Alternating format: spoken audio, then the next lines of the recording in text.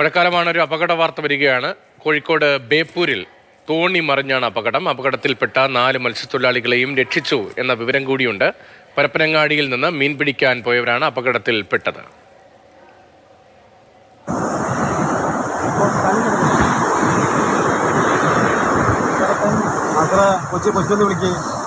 കൊച്ചിൻ്റെ തോണി പോകുന്ന വേദന ഇപ്പോൾ അർബൻ്റെ നേരം നമ്മൾ തോണി നടക്കാവുന്നപ്പോൾ തോണി നാളെ വീട്ടിൽ പോകുന്നത് കൊച്ചിനെ വിളിച്ചൊന്ന് പോയിട്ട് വെച്ചാൽ വിളിച്ചു. 4 മത്സ്യത്തൊഴിലാളികളെയും രക്ഷപ്പെടുത്താൻ കഴിഞ്ഞു എന്നത് വളരെ ആശ്വാസകരമായ കാര്യം. പരപ്പനങ്ങാടിയിൽ നിന്ന് മത്സ്യബന്ധനത്തിന് വന്ന തൊഴിലാളികളാണ് ഇവരെ രക്ഷപ്പെടുത്തിയത്. അതായത് ഇന്നലെ ചാലിയത്ത് നിന്ന് മത്സ്യബന്ധനത്തിനായി പോയ വള്ളമാണത്. മീൻ പിടിച്ച് തിരിച്ചു വരുന്ന സമയത്താണ് ഈ അപകടം ബേപ്പൂർ പുളിമുട്ടിനോട് ചേർന്ന് സംഭവിക്കുന്നത്. ഏതായാലും ഈ കോസ്റ്റൽ പോലീസിൻ്റെയും അതുപോലെ ഫിഷറീസിൻ്റെയും ഒക്കെ ബോട്ട് രക്ഷാപ്രവർത്തനത്തിനായി സ്ഥലത്തേക്ക് പോയിരുന്നു. പക്ഷേ അവർക്കൊന്നും ചെയ്യാൻ കഴിയുന്നൊരവസ്ഥയായിരുന്നില്ല എന്നുകൂടി മത്സ്യത്തൊഴിലാളികൾ പറയുന്നുണ്ട്. ദൃക്സാക്ഷികളൊക്കെ ആളുകൾ പറയുന്നുണ്ട്. ഈ അപകടത്തിൽ പെട്ട് കഴിഞ്ഞാൽ അവർ ഇവിടുന്ന് മറിഞ്ഞ് പുളിമുടി തൽക്കുന്ന മറിയുന്ന വെള്ളം ആ സമയസ്ഥലത്ത് ഞാനോട് കണ്ടു നിൽക്കുന്ന ആളാണ്.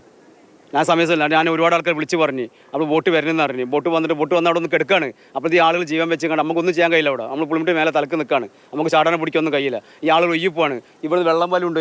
വെള്ളം പാലിനനുസരിച്ച് അവർ ഒയ്യിപ്പോയി 3 നാട്ടിലെത്തിപ്പോയി. അപ്പോൾ 3/4 മണിക്കൂർ ബോട്ട് വന്നിട്ട് 1/2 മണിക്കൂറോടെ ബോട്ട് കിടക്കുകയാണ്.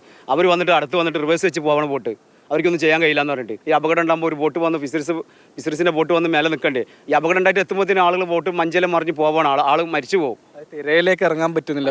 ബോട്ടാണ് ചാടി വീഴുമ്പോൾ ബോട്ട് ഇങ്ങനെ എയർ വെച്ചിട്ട് വീഴാം. വെള്ളം ഒന്നായിട്ട് വെള്ളം കയറണതിൽ അതെന്തിനാണ് ഇപ്പം ഇവിടെ എന്തിനാണ് ചാലത്ത് പടങ്ങ് തുറമുഖത്ത് കിട്ടിയ ഒരു കാര്യമില്ല. അതുകൊണ്ട് ബേപ്പൂർ പുളിമുട്ടിനോട് ചേർന്ന് ഇങ്ങനെ അപകടങ്ങൾ തുടർച്ചയാണോ? തുടർച്ചയാണ്. എല്ലാ കൊല്ലം സംഭവിക്കാറുണ്ട്. ഈ മണ്ണ് കൊണ്ടിടൽ പ്രശ്നമാണ്. നമ്മൾ ജെട്ടിൻ ഹാർബറത്ത് നിന്ന് ട്രക്കിങ് ചെയ്തിട്ട് ബാർജിലാക്കിങ്ങാണ്ട് കൊണ്ടിടുന്നത് മൊത്തം പുറത്താണ്. നമ്മൾ ബുദ്ധിമുട്ടിക്കാനുള്ള രീതിക്കാണ് അവിടെയാണ് കൊണ്ടിടുന്നത്. നമ്മൾ പറയുമ്പോൾ ഒരു പുറത്താണ് കൊണ്ടിരുന്നത്. പക്ഷേ നമ്മൾ കണ്ണുകൊണ്ട് നമ്മൾ പലവട്ടം പോയി വരുന്ന പണിക്കെല്ലാം നമ്മൾ പോയി വരുമ്പോൾ കാണാറുണ്ട്.